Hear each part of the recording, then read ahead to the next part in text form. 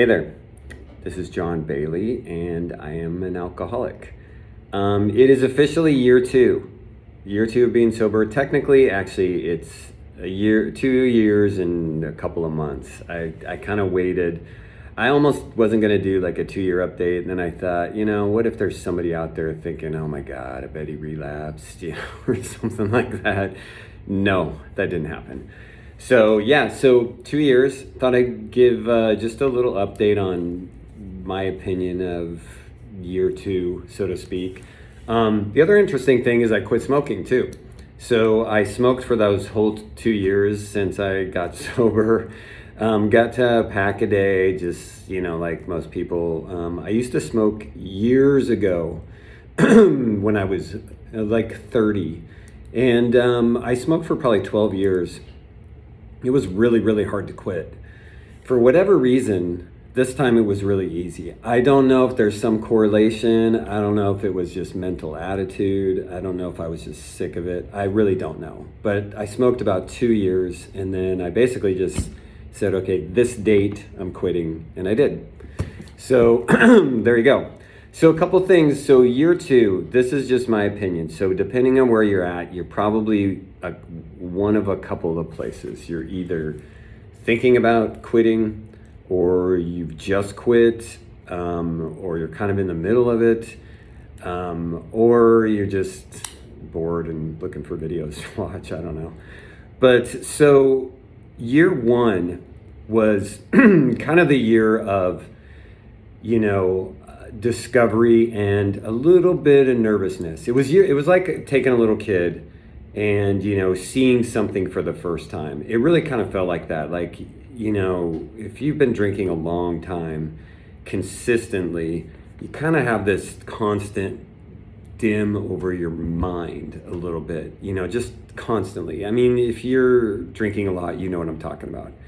And so when that went away, it was like, whoa. Okay, like things that came to me that I didn't expect, like clarity, like that was a big one, big time clarity, complete loss of anxiety, complete loss of worry, all those things that you carry around with you when you're drinking all the time. So that was great. So what I was wondering about the first year is like, okay, what about being with other people, right? Doing things that I used to do drinking. And especially, if you're in a work environment where, after work things, it's really kind of expected that you drink, which is too bad. I feel like society has changed a lot on that. But here's my advice. So and I'm very much, the industry I'm in and have always been in is very social. And so there's lots of after work activities, meetings, dinners, happy hours.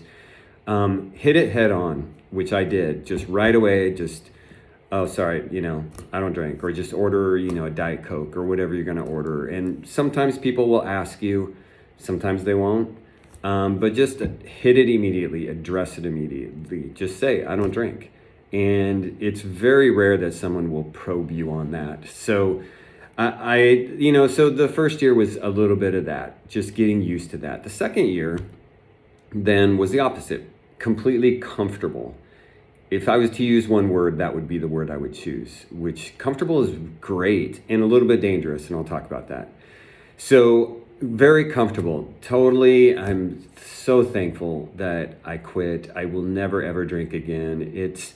I can tell you, depending on where you're at, that it's, people try to describe it and you have to experience it yourself, because it's just so much better. And to just not carry around any kind of weird guilt or anxiety, this unexplained stuff that you would have. And then also just having the clarity every single day, right? When you're drinking, you might have clarity a lot of days, but then there's a lot of days you don't. And even the days that you do have clarity, there's a little dimness there because you probably drank the night before, right? It just maybe wasn't your usual amount. So it's so great to have that gone. And then on top of that, you've got the massive health benefits. Massive, massive, massive. I mean, anything you read, it's alcohol is technically a poison. I mean, there's nothing good in it for you.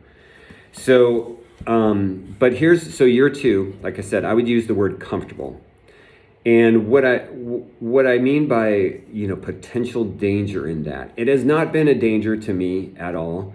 And I think I know why, but also I'm so happy. I don't have any ever desire to go back or to have even a single drink, because you really can't.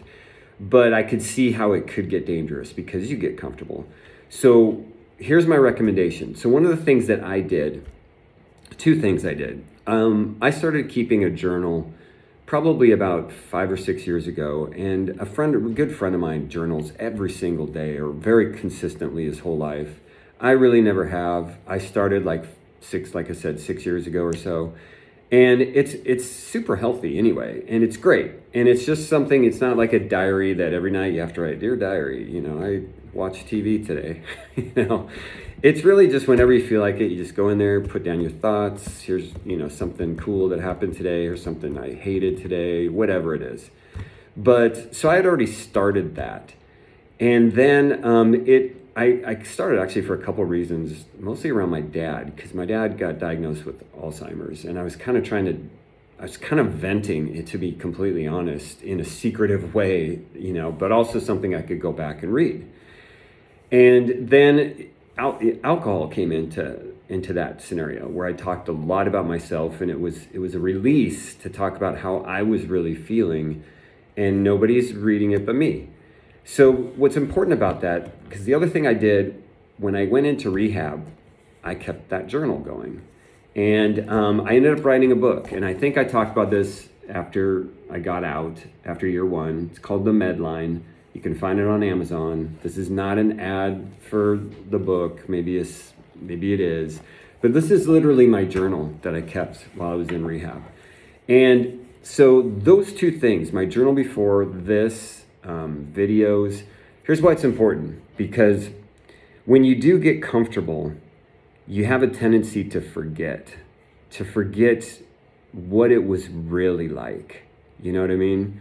And it's true of anything, right? You have some event, and as time goes by away from that event, you tend to forget like the super intense excitement about that event, assuming it's a good event, right? But bad things, it's the same thing. So you get really comfortable, like I am, and you kind of forget how hard it really was. And so on my, 1 year, and also again, when I hit my 2 year, I reread my book, and it all came back to me, and I thought, oh my God, wow. How tough was that? And I go back and look at my journals on just a struggling man that, found a way out, So I encourage you to do that. I guess that's the point. I really would love you to read the book, especially if you're considering rehab, because it'll take the scariness out of it. I was terrified. I'm completely honest. I knew nothing about rehab. That's where serious drug addicts go, right? So, but this will make you feel better. But if not, take a journal, write a journal, create a journal for yourself, or do a couple of videos to just yourself. So when you do get sober, you can go back and remind yourself. It's kind of like a message to your future self. So, doing great. I really hope that you're well on your way on your journey. I hope if you haven't started yet, that you've accepted who you are and that you've admitted it. They do say, admitting you're an alcoholic is the first step. And to be honest, it really is. Telling somebody else, it's like any goal that you might have. If you go tell somebody, hey, I'm going to join the Army, you're kind of like, now you're accountable, because they're going to ask you, hey, when are you joining the Army? Actually, I didn't, so I hope you do. And if I can help in any way, feel free to reach out to me through this channel. And again, that's it. So I might not create one at year 3. I might wait till year 5, or I don't know. We will see. But I hope this was helpful. Thanks.